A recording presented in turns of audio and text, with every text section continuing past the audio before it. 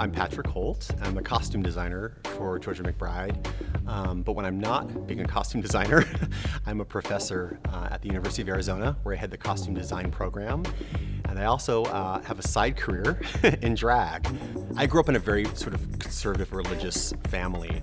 And when I discovered drag and what it was all about, we used to sneak into the bars and watch these amazing, uninhibited performers who would just, over the top, epic, larger than life, hyper real sort of beings that seemed to be everything that I wasn't at the time.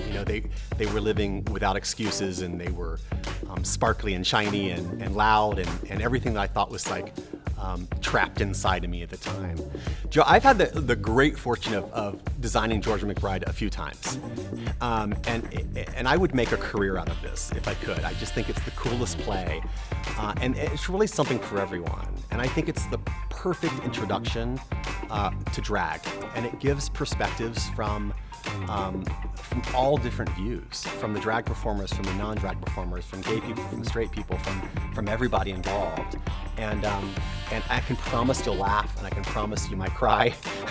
It's very touching in parts, but it's very joyful in parts as well. It's kind of a perfect little play to me. We have sort of three different generations of drag happening in this. We have someone who's just starting out, and we have someone who we'd call old school drag, and we have someone who's a more contemporary drag artist.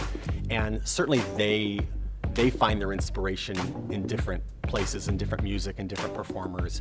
So those three different characters will all sort of have influences in their clothes of what's appealing to them and what story they're trying to tell.